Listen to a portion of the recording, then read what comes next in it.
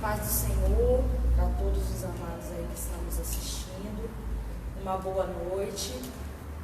Nós estamos aqui mais uma vez nessa live de estudo bíblico, juntamente com o nosso pastor João Antônio. Eu já quero deixar para vocês aí, compartilhe essa live com seus amigos, com a tua família, com teus irmãos em Cristo. Hoje o nosso estudo vai ser um tema livre, você pode perguntar sobre qualquer assunto. Se você tiver a sua dúvida aí, a gente vai estar aqui, o pastor João aqui respondendo as perguntas. Vamos fechar os nossos olhos, vamos fazer uma oração em nome de Jesus. Soberano Deus, eterno Pai, Jesus querido, mais uma vez, nós queremos te agradecer pela oportunidade, pelo privilégio, Senhor, de nós estarmos aqui. Senhor, que o Senhor nos sustentou, o Senhor nos livrou do dia anterior, na noite, na madrugada, Senhor. E por isso, Senhor, mais uma vez nós louvamos e exaltamos o teu santo nome, Senhor. Te pedimos, esteja na direção, Senhor, deste estudo. Abra o nosso entendimento, Senhor, nos dê sabedoria para entender, Senhor, tudo aquilo que o Senhor tem para nos revelar nesta noite, ó Pai. Abençoe, Senhor, cada irmão, cada irmã, Senhor, que está aí disponibilizando o seu tempo para estar aqui aprendendo um pouco mais da tua palavra. Continua abençoando, Senhor, as nossas vidas. Abençoe o pastor João Antônio. Continua dando sabedoria, discernimento para o teu servo, Senhor. Pai querido, porque tudo é para a honra e glória do teu santo nome, Senhor. É que nós oramos, Senhor, nesta noite e já te agradecendo, ó Pai, em nome de Jesus. Nós estamos aqui mais uma vez. Hoje eu estou aqui com a responsabilidade de estar assumindo o lugar do diácono Elias. Mas, graças a Deus, o Senhor nos permitiu chegar até aqui. E mais uma vez nós vamos aprender um pouco da palavra do Senhor. Quero já passar para o pastor João Antônio, que está aí fazendo as suas... falando já sobre alguma coisa, sobre o texto bíblico, sobre algo em nome de Jesus. Meus irmãos, minhas irmãs, a paz do Senhor, boa noite a todos. Nós queremos agradecer a todos vocês pela participação, pelo empenho, pela dedicação que cada um tem para fazer este programa acontecer. Agradecer a Deus pela vida do diácono Elias, que hoje está nos bastidores, nossa casal Sara, que hoje está aqui conosco, assumindo essa responsabilidade em linha de frente, e louvar a Deus por você que vai fomentar com as suas perguntas o bom andamento deste trabalho, deste estudo bíblico, onde nós vamos, com certeza, crescer e aprender uns com os outros. Um versículo da palavra do Senhor para a nossa meditação. Na primeira epístola de Pedro,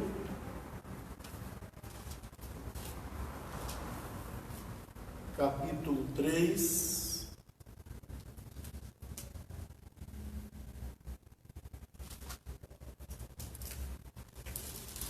versículo 15. Antes santificai a Cristo como Senhor em vossos corações e estais sempre preparados para responder com mansidão e temor a qualquer que vos pedir a razão da esperança que há em vós. Agora, a segunda carta de Pedro, capítulo 3, versículo 18. Antes, crescei na graça e conhecimento de nosso Senhor e Salvador Jesus Cristo. Ponto. A Ele seja dada a glória, assim agora como no dia da eternidade. Amém. Meus irmãos, de acordo com esse trecho desta leitura bíblica que nós fizemos, nós podemos perceber que Jesus, o Espírito Santo, através do apóstolo Pedro, ele vem trazer uma incitação, vem trazer um incentivo a nós, para que nós busquemos, nos preparemos, passemos a ter conhecimento da palavra, que nós leiamos diuturnamente a lei do Senhor e que nós absorvamos o máximo de conhecimento possível, para que quando as pessoas perguntarem algo a respeito da razão da nossa esperança, em que nós esperamos, em que nós cremos, em quem nós confiamos, o porquê de nós servirmos a um Deus invisível. E a Bíblia diz que nós temos que estar preparados para responder para estas pessoas. E pulando da primeira carta para a segunda, também no capítulo 3, que foi o último versículo a ser lido, 18, diz que nós temos que crescer na graça e no conhecimento do nosso Senhor Jesus Cristo. Dizer para os irmãos que nós nos colocamos aqui como um canal para a vida de vocês, como um instrumento que quer ser usado por Deus para ajudar as pessoas a crescerem na graça, no conhecimento, na fé e não errar o caminho. Dizer para os irmãos e lembrar bem que eu não me coloco aqui como sendo melhor, nem mais conhecedor do que ninguém. Eu apenas quero transmitir as coisas que Deus tem me proporcionado. A gente se esforça, a gente busca, a gente lê, nós fazemos a nossa parte conforme manda a palavra, e nós entendemos que quando nós abrimos a nossa boca para responder alguma coisa para você, a Bíblia diz que o Espírito Santo vai colocar na nossa boca aquilo que nós havemos de falar. Então é nessa esperança, nesta convicção e nesta certeza que eu estou aqui nesta noite me colocando à disposição dos irmãos e das irmãs para que juntos cresçamos unidos na fé em nosso Senhor e Salvador Jesus Cristo. Nós já temos uma pergunta aqui do irmão Romário. Ele pergunta assim, baixa um pouquinho, Elias. Ele pergunta assim, como iniciar se movendo nos dons de cura? Acredita assim, como a gente deve buscar para ter esse dom de cura? Eu acredito que seja essa pergunta. É o que eu estou entendendo também desta forma. A palavra de Deus nos ensina, através de Paulo, nas cartas aos Coríntios, tanto no capítulo 12 como no capítulo 14, que nós devemos buscar com zelo os melhores dons. Então, quando você propuser no seu coração que quer ser usado com um determinado dom, em uma determinada área, no âmbito espiritual, o primeiro passo que deve ser dado é procurar com zelo. Como se procura com zelo? Buscando a Deus com seriedade, fazendo um autoexame diário para saber se nós não estamos trilhando por caminhos tortuosos, diferentes daquele que Deus estabeleceu para nós, se nós estamos ou não entristecendo o Espírito Santo com os nossos atos e as nossas atitudes, se nós não estamos andando pelos desejos da carne, porque a palavra do Senhor vai nos dizer em Romanos 8 e versículo 8, que as pessoas que andam na carne não podem agradar a Deus. E automaticamente, não agradando, não conseguindo agradar a Deus, pura e simplesmente, as portas estarão fechadas, os céus se farão de bronze, as orações não serão correspondidas e o Espírito não me propiciará dons pelo fato de eu estar com o meu santuário, o meu templo, que sou eu mesmo, contaminado. E a Bíblia diz que o Espírito Santo ele não habita em templo sujo. Então, primeiro ponto, primeiro passo, buscar com zelo os dons espirituais, aqueles que você entende como sendo os melhores. E já aproveitando a pergunta do presbítero Romário, ele é lá de Boca da Mata de Alagoas. E já perguntando, pastor, aí ele falou acerca de buscar o dom do Espírito da cura, e eu queria perguntar para o senhor uma dúvida minha. A gente tem como a gente escolher o dom, igual ele falou sobre o dom da cura? Ou a gente pode orar, mas se Deus não quiser, não vai ser aquele dom que Ele vai te dar, Ele vai te dar outro. Como que a gente faz? Como que a gente sabe se é aquilo que Deus quer pra gente, ou se Deus tem algo... Às vezes a gente ora, pede a Deus uma coisa e a gente não vai receber aquele dom. É o que está explicitado nas cartas de Coríntios, capítulo 12, capítulo 13, capítulo 14, nós já acabamos de explicar que nós devemos buscar com zelo os melhores dons. Então, Deus me deu esta prerrogativa, esta liberdade de eu escolher em que área eu quero ser usado na obra do Senhor. E a palavra lá no capítulo 12 da primeira carta aos Coríntios, quando fala acerca da diversidade de dons, de operações e de ministérios, ali mostra que Deus usa cada um de uma forma diferente. Mas Deus vai usar uma pessoa dentro daquilo que ela buscar, daquilo que ela quiser, daquilo que ela almejar, daquilo que ela desejar. Deus pode até propiciar e proporcionar algo a mais, mas Ele vai respeitar a minha escolha, o meu direito de escolha, e vai me usar e me conceder, desde que eu esteja enquadrado nas prerrogativas divinas, ou seja, se eu estiver dentro da vontade dEle, aí sim, Ele vai me propiciar aquilo que eu pedi, e a Bíblia diz que Ele faz muito mais do que nós pedimos e pensamos. Glória a Deus. Temos mais uma pergunta aqui. O que o senhor, pastor, pode dizer para uma pessoa que ficou desacreditada em Deus após sofrer algum tipo de trauma? Exemplo, morte de alguém, de algum ente querido. Meus irmãos, o trauma, a desilusão, a decepção, principalmente decepções amorosas, faz parte de um contexto humano. E o próprio Deus, Ele permite que estas circunstâncias, das mais adversas, se aproximem de nós, se acheguem a nós,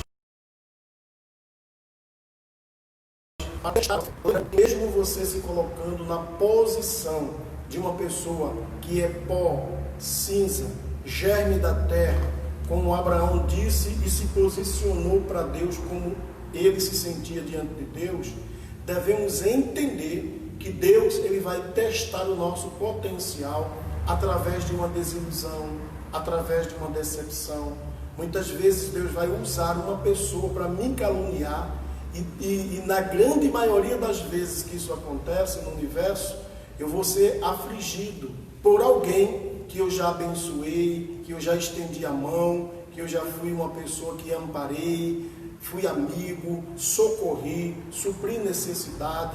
Deus pode pegar exatamente aquela pessoa, aquela que eu menos esperava que fizesse isso comigo, e vai levá-la a fazer para testar a minha fé, porque Ele quer ver a minha perseverança, a minha persistência, a minha insistência, e Ele quer que eu afirme, Ele quer que eu diga como disse Jó: o Senhor deu, o Senhor o tomou, bendito seja o nome do Senhor, tudo provém dEle. Paulo diz que dEle, por Ele e para Ele são todas as coisas.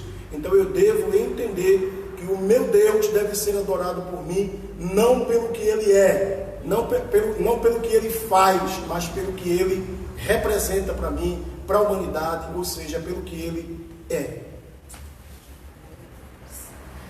A gente tem visto aí no mundo muitas pessoas levantando tipos de bandeira, feminismo, contra o racismo, contra algumas coisas. A gente teve o privilégio aqui, que o Senhor deu um estudo para nós aqui, um mês que o Senhor deu um estudo, falou sobre arrebatamento, e uma das coisas que o Senhor também falou a respeito é sobre isso, porque a gente não precisa se justificar, porque Deus é quem justifica a gente. O que o Senhor falaria hoje para o cristão que às vezes em algumas situações bate de frente, quer cobrar, quer ficar em cima? O que o Senhor fala a respeito? O que a Bíblia pode falar para a gente a respeito disso, da gente estar tentando tomar frente, resolver, às vezes com as nossas próprias mãos, algumas coisas, comprar briga de algo, tentar se manifestar de alguma forma. O que o Senhor falaria hoje para o cristão sobre isso, de estar levantando algum tipo de bandeira, sobre isso? O Senhor já deu isso tudo para a gente, mas eu gostaria que o Senhor explicasse mais uma vez. Em 2013, quando houveram várias e grandes manifestações por parte da população brasileira, por conta do grande índice de corrupção que explodiu no Brasil, lembro até que foi no governo Dilma, as manifestações elas eram praticamente diárias, vistas nos 4 cantos do país, do Iapoque ao Chuí. Nós podíamos presenciar as manifestações. Tem uma coisa que Salomão diz no livro dos Provérbios, que nós, povo de Deus, não podemos andar junto com as multidões que procuram mudanças.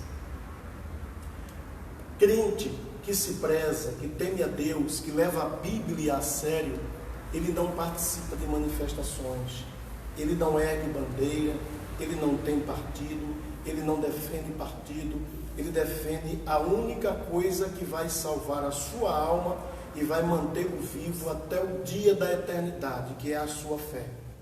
E o Evangelho de Jesus Cristo, que eu não diria que deve ser defendido, ele deve ser abraçado, acolhido, porque Deus não precisa de ninguém para defender. O Evangelho não precisa ser defendido, Jesus não precisa de defesa. As pessoas podem falar o que quiser acerca do Evangelho, de Jesus, de Deus. Eu não vou me intrometer, não vou comprar briga que é de Deus.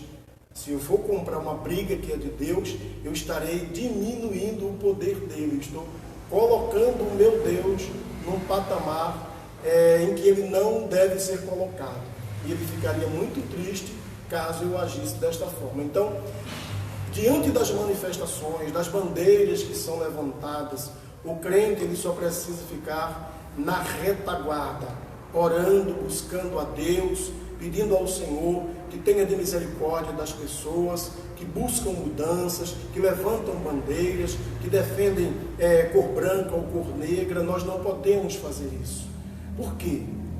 O crente, ele foi constituído como um pacificador, como um representante de Deus aqui na face da terra.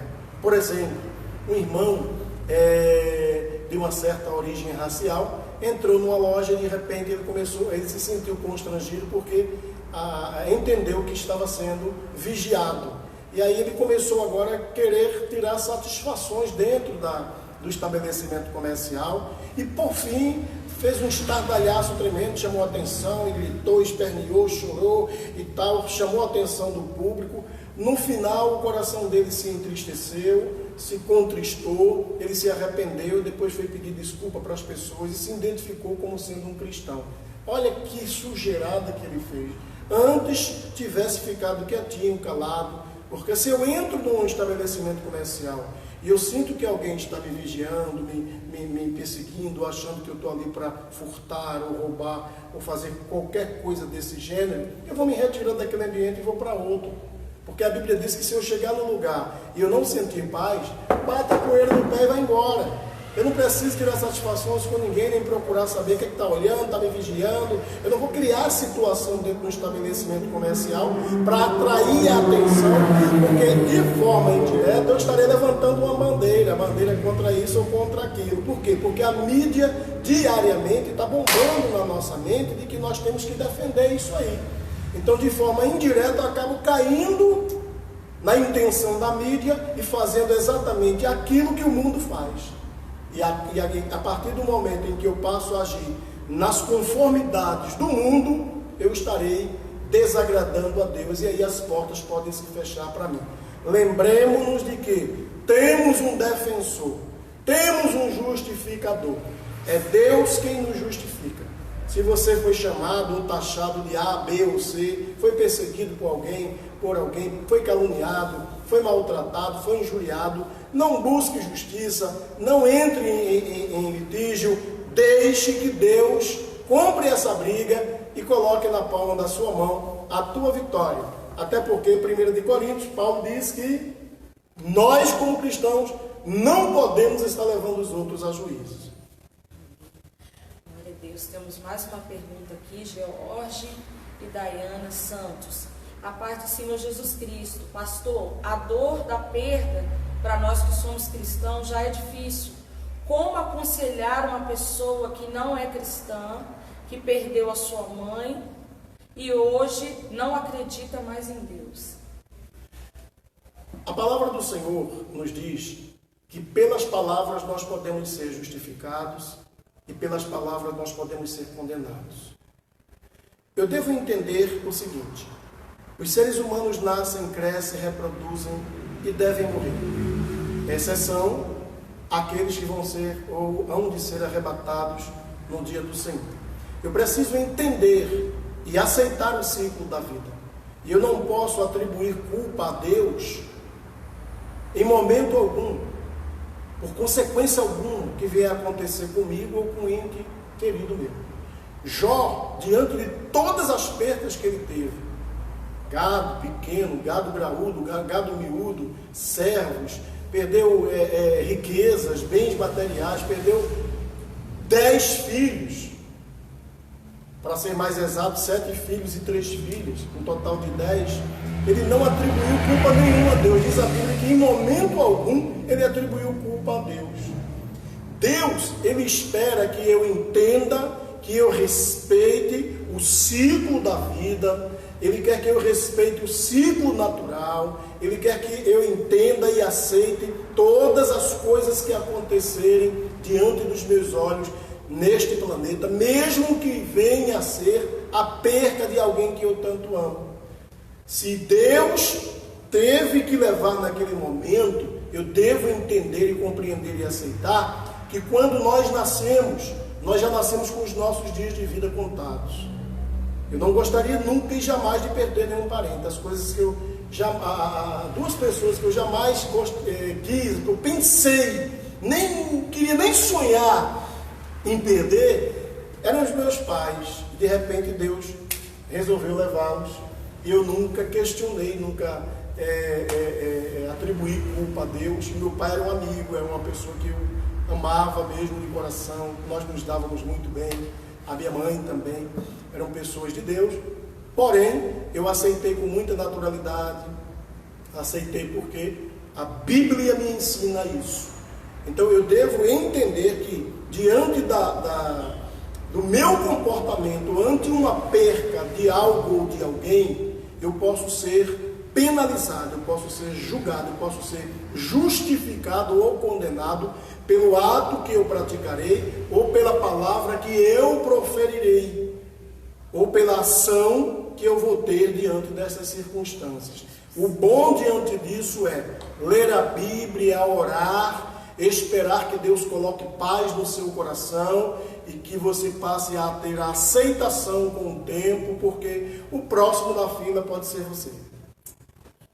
Glória a Deus. Mais uma pergunta do presbítero Romário, lá de Alagoas. Ele está fazendo uma pergunta para o senhor assim: pastor, quais foram as suas maiores experiências com os dons espirituais? O difícil é lembrar das experiências, porque quando nós entendemos que Deus nos dotou com esses dons, a gente até esquece que tem dom. Então tudo que passa a acontecer através das suas mãos, do seu olhar, do seu suor, da imposição de mãos, do sopro da sua boca, você precisa colocar isso no esquecimento. Você não tem que estar contabilizando. Mas uma coisa que me chamou a atenção, tem mais ou menos uns 4 anos, em Barra do Piraí, aqui no estado do Rio de Janeiro. Nós fomos pregar na congregação ali da Dr. Mesquita, quando quem dirigia o trabalho ali era o pastor Robson, que hoje é pastor em Piraí. Um abraço ao pastor Robson. E foi trazido um homem em uma cadeira e ele não andava há 5 anos. 5 anos, condenado pela medicina, e o médico falou que ele não andaria mais. E o cara era pobre, de uma forma que não tinha condições nem de comprar uma cadeira de rodas. Trouxeram ele numa cadeira normal de madeira e colocaram lá diante do púlpito. E quando nós estávamos orando, Deus disse: ordene aquele homem que levante e ande. E eu tremi na base.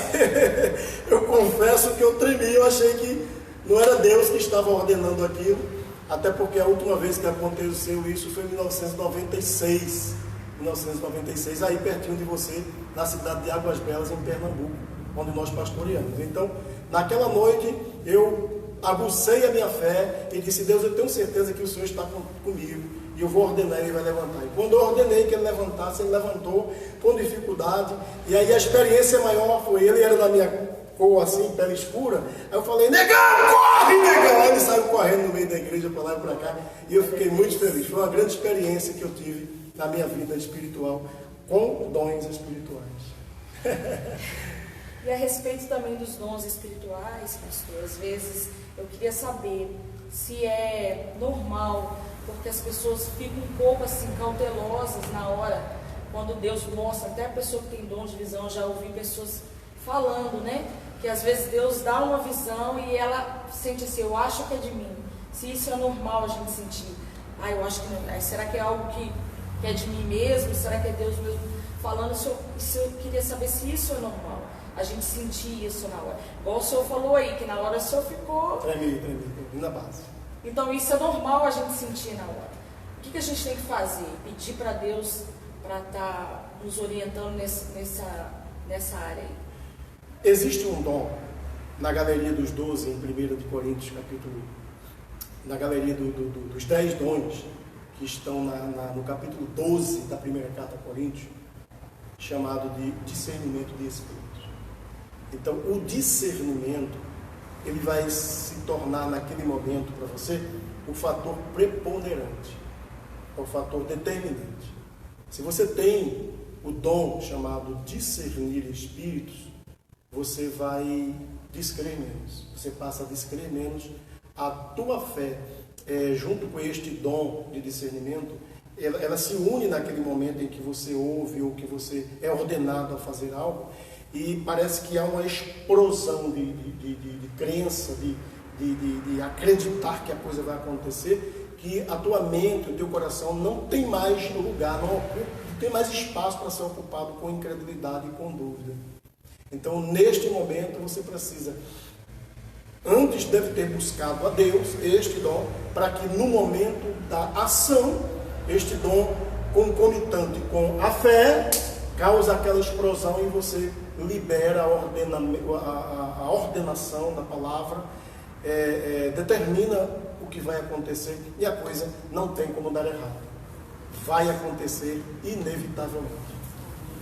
Temos uma pergunta aqui também da irmã Fátima: como devemos buscar a Deus quando a tristeza, a depressão vierem em nós?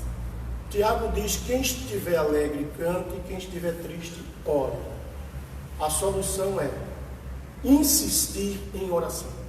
A palavra de Deus nos diz: perseverar em oração, ou seja, insistir em oração.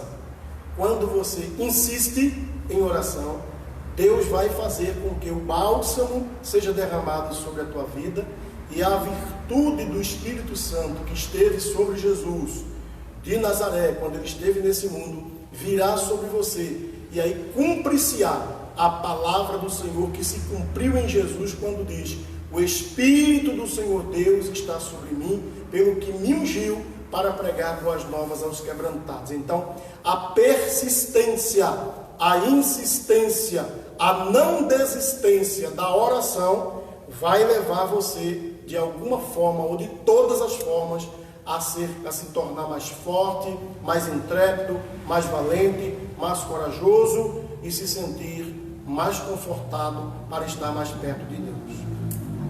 Temos mais uma pergunta aqui. De alguma forma, os dons espirituais de uma pessoa que se desviou do Evangelho ainda está valendo, ou ainda a pessoa sente que aquele dom está com ela? Sim. A pessoa sente. Tem uma interrogação. Ainda sente que a pessoa está com ela? É isso? Pergunta, é uma interrogação, não é isso? Vamos ler novamente? Vamos ler. De alguma forma, os dons espirituais em uma pessoa que se desviou do Evangelho ainda está valendo? É a primeira pergunta. Ou ainda a pessoa sente que aquele dom está com ela? Outra pergunta. Se a pessoa sente que o dom está com ela.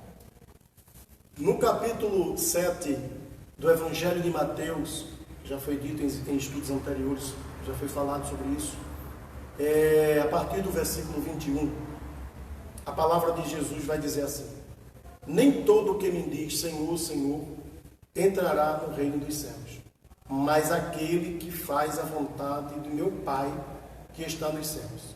O versículo seguinte diz: naquele dia muitos me dirão, Senhor, Senhor, em teu nome eu profetizei, em teu nome eu expulsei demônios, fiz maravilhas. E aí Jesus vai dizer: apartai-vos de mim, vós que praticastes a iniquidade, porque eu não vos conheço.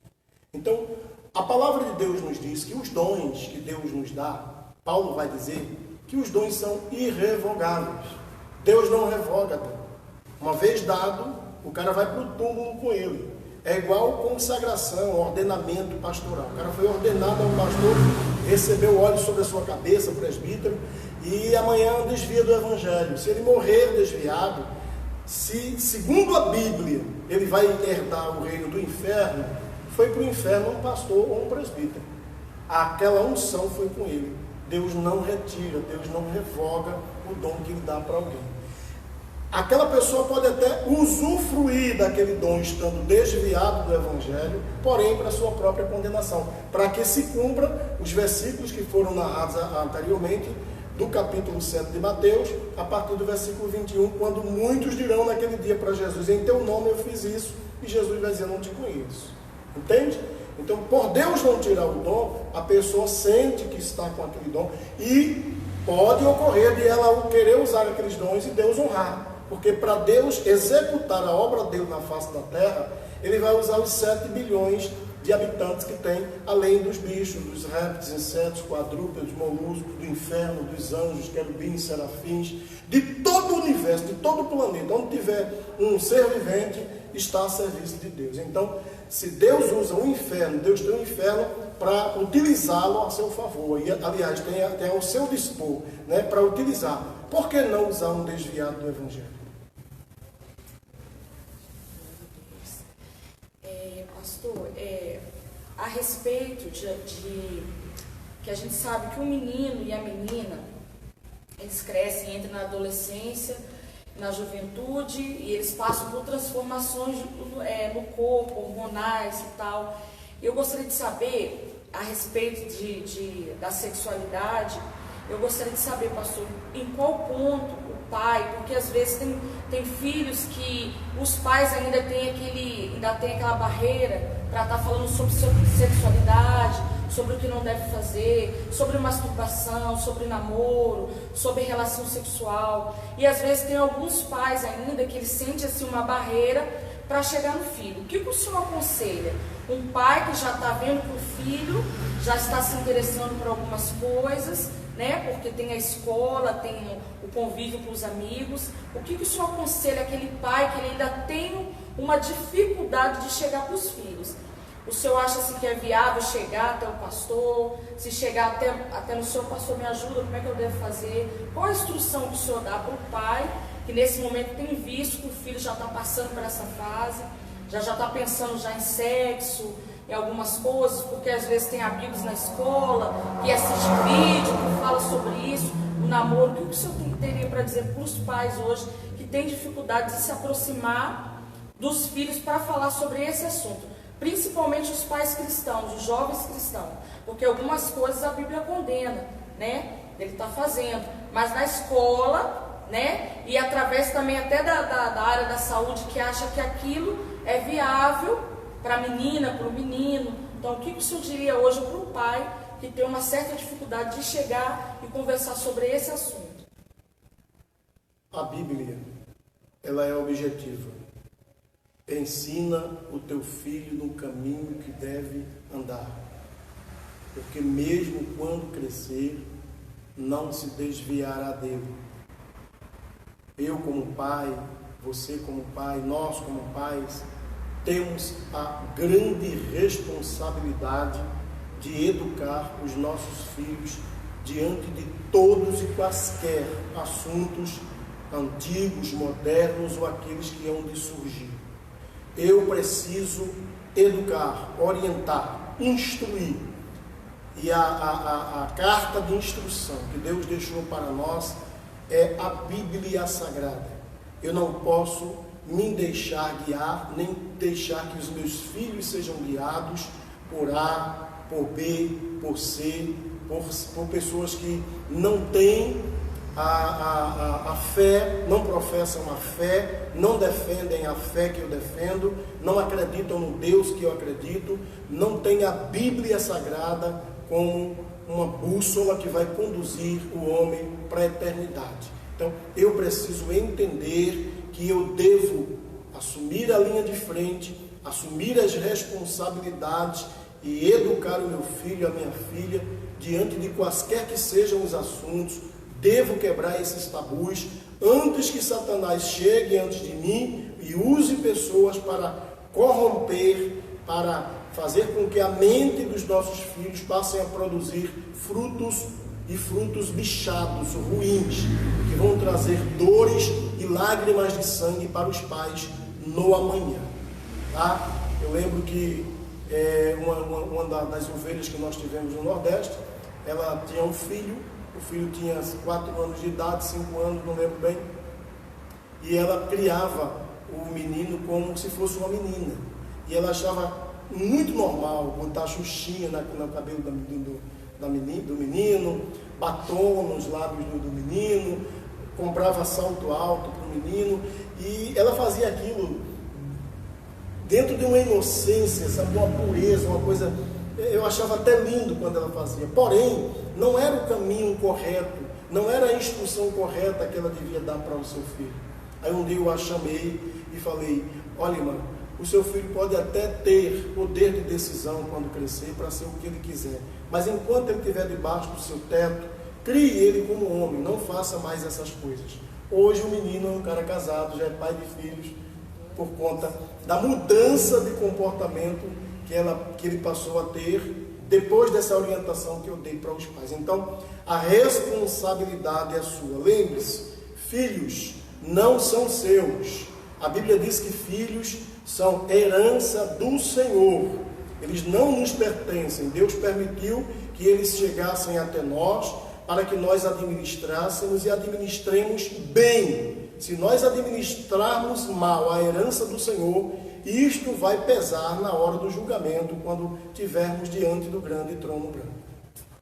Amém. Glória a Deus. Tem mais uma pergunta aqui. Qual é a maior dificuldade para uma pessoa que se desviou do Evangelho voltar para os caminhos do Senhor? Eu não conheço nenhuma maior dificuldade.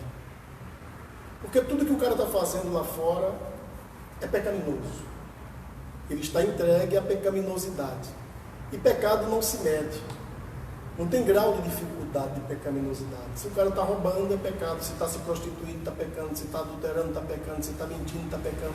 Se está praticando tudo aquilo que a carne pede que ele pratique, ele estará pecando. Então não existe um grau de dificuldade, não existe um pecadinho, um pecadão, algo que prenda mais do que outro. Ele está enlaçado. A pessoa simplesmente está enlaçada. Ela está acorrentada com os grilhões malignos. E esses grilhões apontam para toda sorte de pecaminosidade.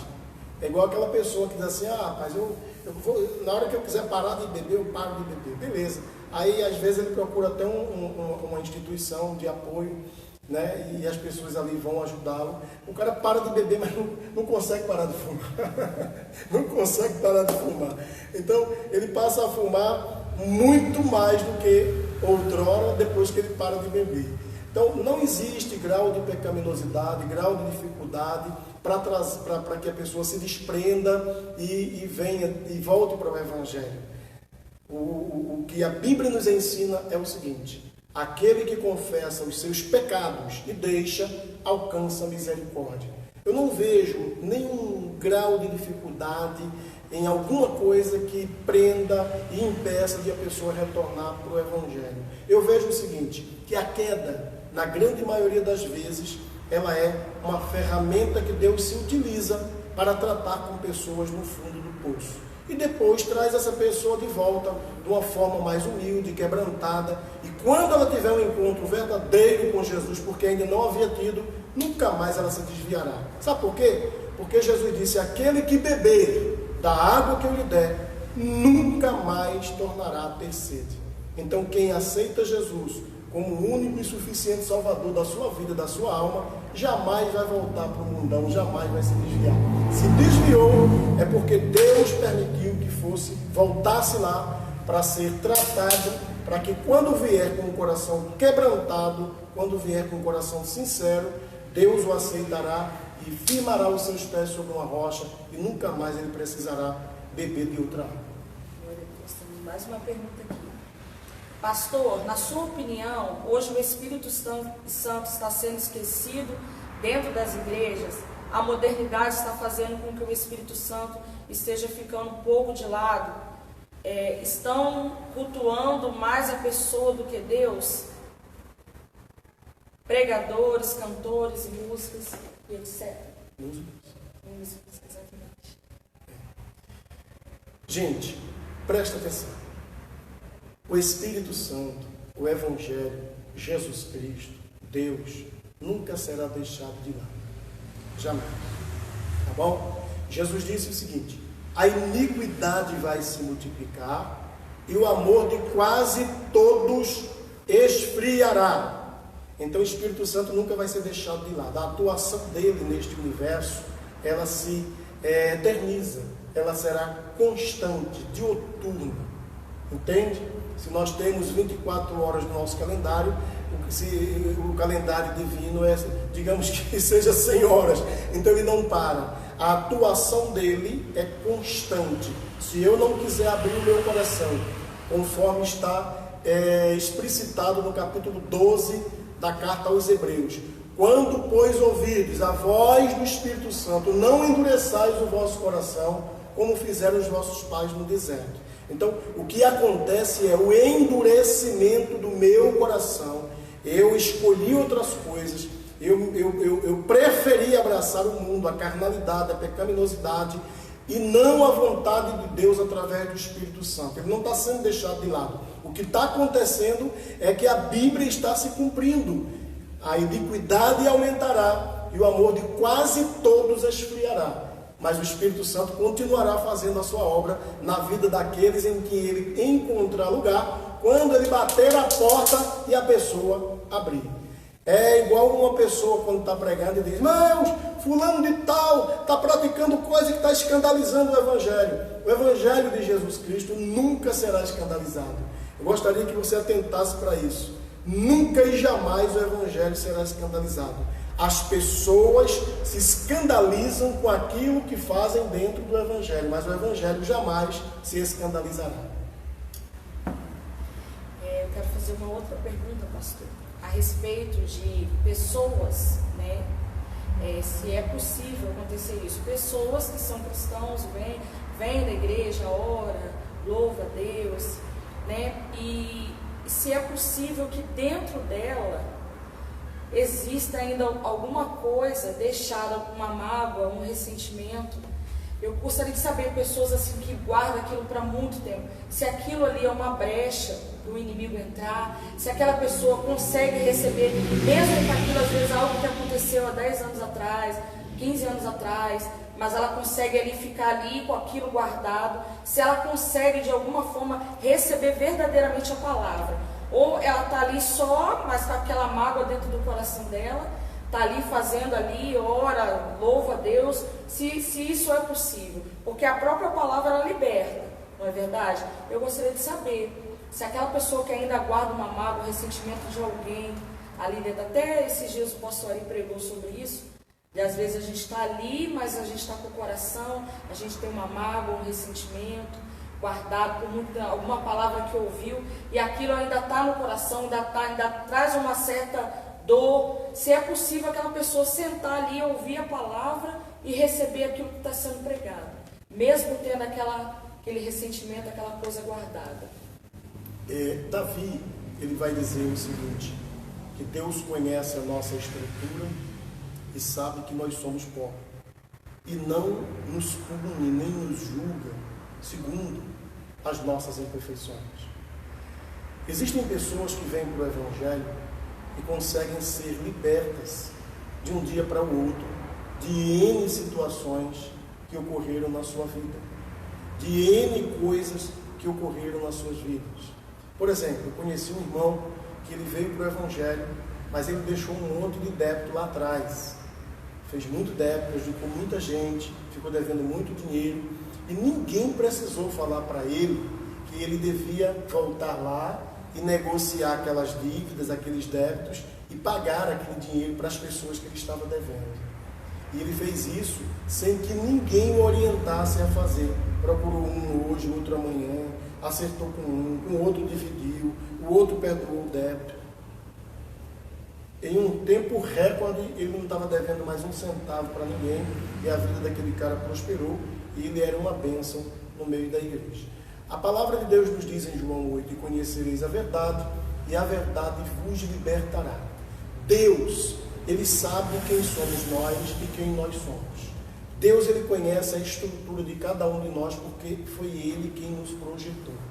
E Ele sabe quando uma pessoa está aqui na igreja com o coração fechado, preso a uma coisa que aconteceu no passado, mas que tem um espírito adorador. Ele conhece esta pessoa e sabe qual a pessoa que está aqui, que é lobo, que está vestido de ovelha. Deus, Ele tem julgamentos diferenciados para todas as pessoas. Ele é um Deus que julga com imparcialidade. Então, por Ele nos conhecer melhor do que tudo e do que todos, Ele sabe pesar e julgar o meu comportamento em me abençoar ou não, diante do que eu estou sentindo, diante do que eu passei, diante da mágoa que eu tenho. Por exemplo, eu já tive muita dificuldade em perdoar. Já tive muita dificuldade para isso. Inclusive, já teve acontecimento aqui nesta igreja de uma pessoa me ferir, mas me ferir tanto, e daqui a pouco a pessoa vem como se nada tivesse acontecido, me pedir perdão, e eu falar para a pessoa o seguinte: olha, eu não estou pronto para te perdoar agora, eu preciso de um tempo. Entende? Agora eu te pergunto, naquele período, se eu morro, se eu parto para a eternidade sem liberar aquele perdão, eu seria condenado? Obviamente que não, porque Deus não gosta de hipócrita. É preferível você pedir um tempo para a pessoa, para pensar, não abrir a boca e falar que vai perdoar naquele momento, do que você liberar um perdão, mas no outro dia voltar a comentar sobre tudo aquilo que a pessoa fez. E a Bíblia diz no livro de Jó que Deus odeia os hipócritas. E os hipócritas, a Bíblia diz em Mateus que a parte deles é o lago de fogo que arde com enxofre. Então Deus vai pesar em balança fiel as pessoas. Pode acontecer de ter pessoas aqui presas, com o coração amargurado, aflito, angustiado, mas que tem um espírito adorador e que consegue agradar a Deus, e Deus respeita aquele momento que ela está passando, e Deus está preparando o momento em que ela vai voltar lá no passado e vai liberar o perdão e vai limpar aquela impureza que ela deixou. Mas à luz da Bíblia, a gente consegue provar que aquela pessoa não consegue perder a sua alma. Por quê? Porque ela está sendo sincera, ela não está sendo hipócrita. O que mais existe no meio do povo evangélico hoje é hipocrisia. E Deus não gosta disso. Temos mais uma pergunta aqui. Uma vez salvo, salvo sempre? Uma vez filho, sempre filho? Mesmo que a pessoa se desvie? Uma vez salvo, salvo para sempre. Salvo para sempre.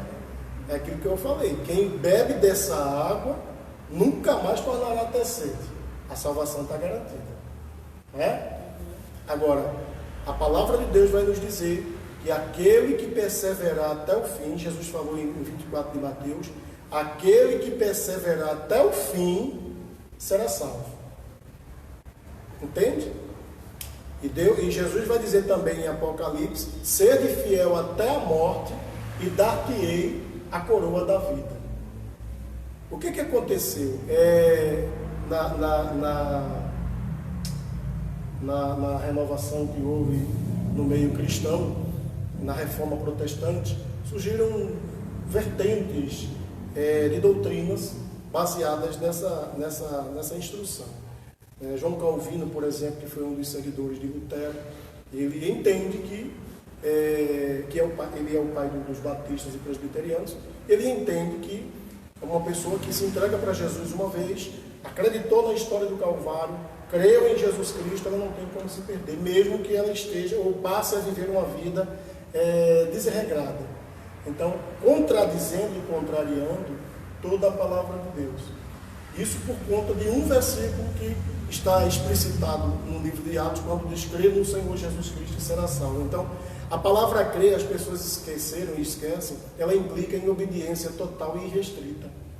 Não é só acreditar que tem um Deus nos céus, que Jesus morreu para nos salvar. Não é só isso. A crença, ela implica em obediência total e irrestrita. Então, essa vertente, essa linhagem de pensamento, essa linha de raciocínio da reforma protestante, ela acompanha até hoje as igrejas conhecidas como tradicionais. Já os pentecostais é de uma linha herminiana, né? Chamamos de herminianismo, que é o defensor dessa vertente que, quando você aceita Jesus e permanecer fiel até a morte, você receberá a coroa da vida. Mas se você desviar, é porque você nunca aceitou Jesus. Porque quem bebe dessa água nunca mais tornará a ter sede. Entende? Então, o segredo da salvação está na permanência, na perseverança, na obediência, na lealdade à palavra de Deus. A gente tem mais uma pergunta aqui da Sara e do Luiz, Diácono Luiz. A irmã Sara diz assim: a paz do Senhor a todos. Não compreendi a queda do homem conduzida por Deus. Deus não pode ser provado pelo mal e nenhuma pessoa prova. A queda do homem não seria fruto das suas escolhas? A ideia original será a salvação? A restauração ocorreu por escolha errada do primeiro, né? Adão. Abraço da família Bicalho. Um abraço, Diácono Luiz, futuro pastor do Brasil para Cristo, Diaconisa Sara, Maria, toda a sua família, sua filhinha, que Deus continue abençoando. A ideia que nós trouxemos aqui, meus irmãos, é a seguinte: uma pessoa está na igreja, resolve vir para o Evangelho, mas não procurou mudar. É uma pessoa soberba, arrogante, prepotente, orgulhosa. A Bíblia diz que ao humilde Deus exalta, mas ao soberbo ele abate. A queda do homem aí aponta para o abatimento, ou seja, Deus vai abater a pessoa, vai levá-la ao mundo, ao fundo do poço, pelo fato de ela não ter se esforçado em mudanças para a sua vida, em buscar mudanças para a sua vida e em agradar melhor a Deus. Eu costumo dizer que tem pessoas que vêm para a igreja no tempo errado. Não eram para ter vindo naquele momento, vieram por incitação de outros, para agradar um parente, para acompanhar a mulher, mas não vieram com o coração rasgado, dilacerado para receber Jesus e permanecer fazendo a sua vontade. Você sabe por que é que muitos pastores caem? Olha só, o cara já é pastor, líder de igreja, daqui a pouco se ouve falar que o cara caiu no adultério, e aí vem aquele escândalo. Ih, pastor fulano de tal caiu. Não é?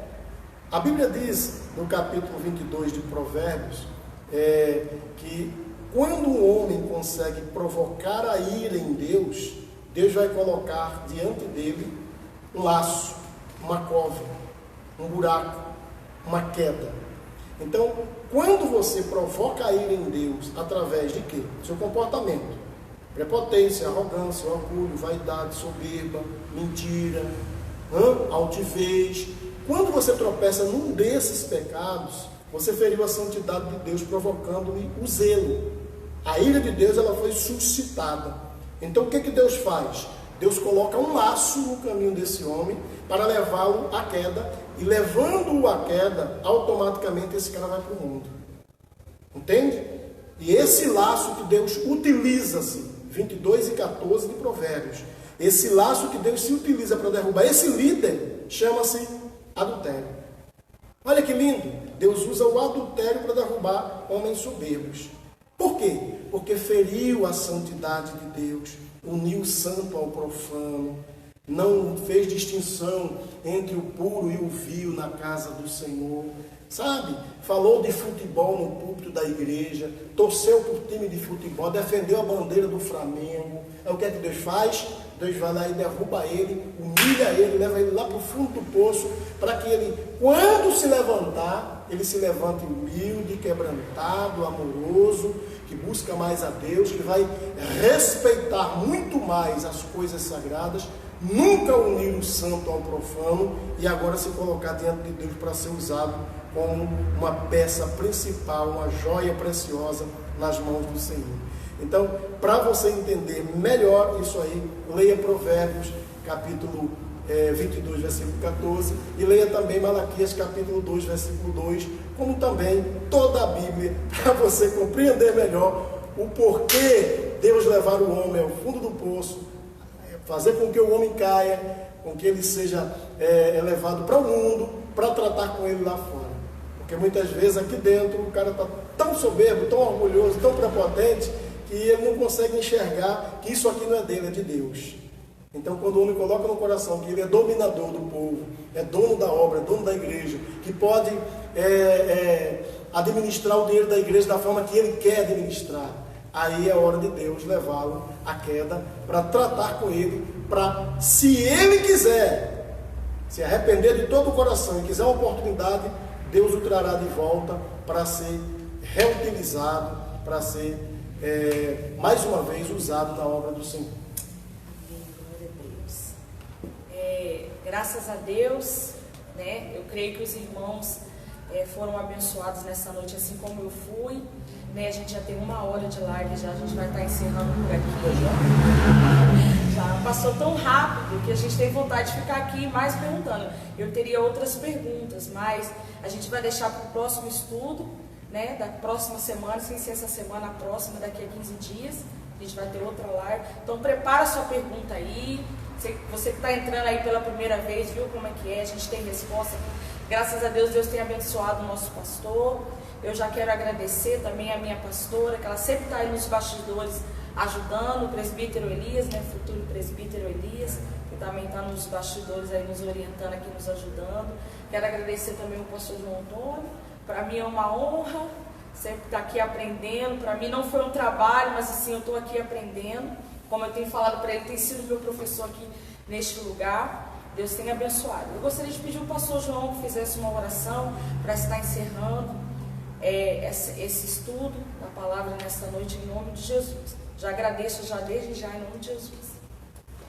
Amém. Que Deus continue abençoando a todos vocês. Lembrando, irmãos, que estes comentários que nós fazemos aqui, fazemos baseado na palavra de Deus e na inspiração do Espírito Santo, que com certeza nós temos convicção que está sobre nós. Não tem aqui nenhuma particularidade, não tem aqui nenhuma linha de raciocínio particular que eu queira implantar ou introduzir em vocês. Tudo que vocês quiserem, tudo que vocês ouviram e quiserem, à luz da Bíblia, um respaldo, nós estaremos prontos para dar para vocês, em nome do Senhor. Supremo e eterno Deus, Pai do nosso Senhor e Salvador Jesus Cristo, obrigado pela Tua presença gloriosa e a presença santa do Teu Santo Espírito. Obrigado pela presença de Jesus Cristo aqui neste ambiente, porque está escrito que onde estiver 2 ou 3 reunidos em nome dEle, Ele está presente. Queremos Te louvar, Senhor, pela paz que nós estamos sentindo neste momento, em poder fazer este trabalho, realizar esta obra que vai servir de crescimento espiritual para muitas vidas que estão interligadas conosco agora. Senhor, visite as famílias de cada um, visite os lares, visite a vida sentimental, profissional, a vida conjugal, mas acima de tudo, a vida espiritual. Pedimos ao Senhor também que vá ao encontro, meu Deus, dos pastores, para que eles sejam despertados, para trazer mais conhecimento para o teu povo, através das redes sociais, que muito está sendo usado, está muito badalado, mas muita gente está usando para tanta coisa banal, menos para ensinar a tua palavra. Jesus, faz com que, meu Deus, a mente destas pessoas seja mudada completamente para o teu reino, para a tua vontade, para que seja estabelecido na vida das pessoas que estão interligadas a tua boa, agradável e perfeita vontade. Senhor, a vida do nosso prezado irmão Diácono Elias, Diaconisa Jussara, a todos os irmãos que estão nos bastidores, orando por nós, para que este culto aconteça. Queremos pedir a tua bênção, a tua graça, o teu livramento e a tua paz, no nome de Jesus Cristo. Dá-nos uma noite de paz, de um sono tranquilo e restaurador, e abençoe a todos, em nome de Jesus. Amém. Irmãos, eu quero fazer um convite para vocês que moram aqui em Volta Redonda, aqui nas redondezas aqui da cidade. Quero fazer um convite. Amanhã, às 8h30 da manhã, nós vamos estar aqui começando uma campanha Causas Impossíveis, na consagração aqui, Avenida Lucas Evangelista, 1050, Aterrado, Igreja Brasil para Cristo. Nós vamos estar aqui 7 sábados, nesta campanha de Causas Impossíveis. Nós temos o culto da família às quintas-feiras, às 19h30. Nós temos a escola bíblica dominical aos domingos, começando às 9h30 da manhã. E temos o culto de louvor e adoração ao nosso Deus, aos domingos às 19 horas. Então você se sinta convidado, venha louvar a Deus juntamente conosco. Amém? Fique na paz do Senhor, uma boa noite para todos. Fique com Deus. Amém?